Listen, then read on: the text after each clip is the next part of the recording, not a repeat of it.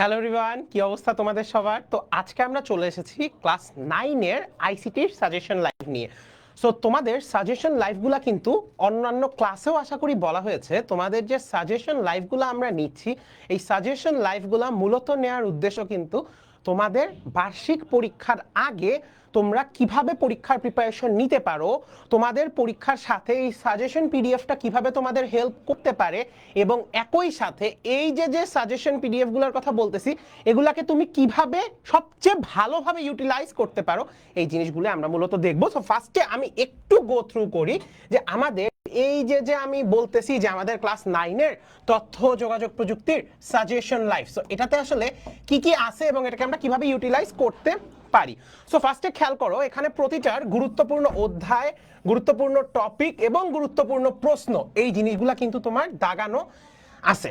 এইবার দেখো প্রতিটা অধ্যায় ভিত্তিকভাবে, ফার্স্টে অধ্যায় 1 তথ্য যোগাযোগ প্রযুক্তি আমাদের বাংলাদেশ, তোমার গুরুত্বের স্তর অনুযায়ী 3 স্টার 2 স্টার 1 স্টার এভাবে করে সবগুলা জিনিস বলা আছে, এবং দেখবা তোমাদের সাফিসিয়েন্ট অ্যামাউন্ট অফ এমসিকিউ বলা আছে উত্তর সহ। কি বলা আছে? সাফিসিয়েন্ট অ্যামাউন্ট আছে তোমাদের এমসিকিউ সহ। আচ্ছা, ভালো কথা। এইবার যদি আমরা চলে আসি আমাদের অধ্যায় 2 এ, যেটা আমাদের কম্পিউটার রক্ষণাবেক্ষণ ও সাইবার নিরাপত্তা, এটার ক্ষেত্রে যদি তুমি একটু খেয়াল করো যে তোমার এই 3 স্টার 2 স্টার 1 স্টার দিয়ে সবগুলা টপিক কিন্তু তোমাদের খুব সুন্দর করে ব্যাখ্যা করা এখানে। তো এই সবগুলা জিনিস দিয়ে তুমি মোটামুটি এটা লিখে ফেলতে পারবা, ঠিক আছে? আচ্ছা, এইটা গেল আমার অধ্যায় 2 এর জিনিস। তাহলে এখানেও দেখবা তোমাদের সাফিসিয়েন্ট অ্যামাউন্ট অফ এমসিকিউ দেয়া আছে, এই জিনিসগুলো আশা করি তোমাদের কোনো সমস্যা নেই।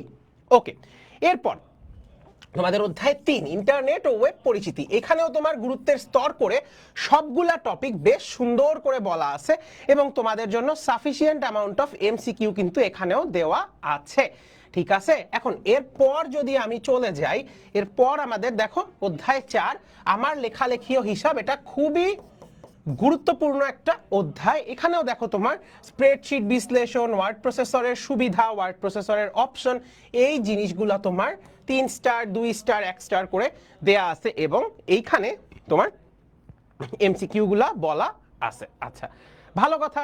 সো আমরা মোটামুটি এই চ্যাপ্টারগুলা গো থ্রু করে বুঝতে পারতেছি যে এই জিনিসগুলা মূলত আমাদের ক্লাস 9 এ, অর্থাৎ আইসিটির ক্লাস 9 এ সব থেকে বেশি যে অধ্যায়গুলো আছে, এই অধ্যায়গুলো সম্বন্ধে কিন্তু আমরা একটা ভালো অ্যামাউন্টের ইনফরমেশন এখান থেকে আমরা পেয়ে গেলাম। এখন এই সাজেশন পিডিএফটাকে আমরা কিভাবে আরো বেশি ইউজ করতে পারি, এইটার একটা পারফেক্ট এক্সাম্পল হলো এইটা। এখন ফার্স্ট অফ অল তুমি যখন একটা চ্যাপ্টার পড়বা ভাইয়া, তখন কি করবা বলতো?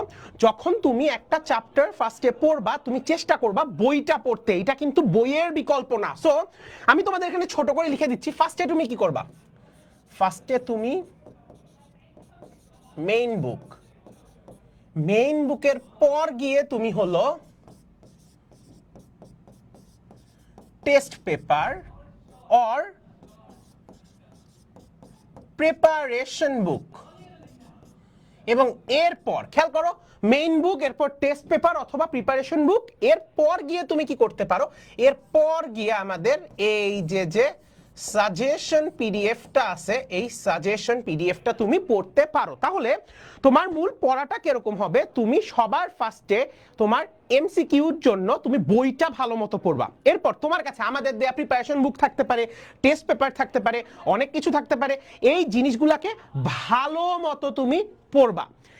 সলভ করার পর গিয়ে সাজেশন দেখবা, এরপর গিয়ে তুমি সাজেশনের যে টপিকগুলো আছে ভাইয়া, এই যে দেখো এখানে সাজেশনের টপিক আছে না, সাজেশনের টপিকগুলো ধরে ধরে দাগায় দাগায় এভাবে পড়বা যে কোন টপিকটা তোমার পড়া হয়েছে, কোনটা পড়া হয় নাই, এবং কোনটা তুমি পারতেছো না। এরপর তুমি এখান থেকে এখানে যে এমসিকিউ গুলা বলা আছে, এই এমসিকিউ গুলো একটা দুইটা এভাবে করে সবগুলো এমসিকিউ প্র্যাকটিস করে ফেলবা, তাইলে খুবই খুবই খুবই সুন্দরভাবে তোমার এটা কিন্তু সলভ হয়ে যাবে, এন্ড তোমার কোনো ধরনের কোনো প্রবলেম হবে না। যেহেতু আইসিটিতে তোমাদের এমসিকিউ, সো তুমি খুব ভালো মতো এটা পড়ে আগায় যেতে পারবা।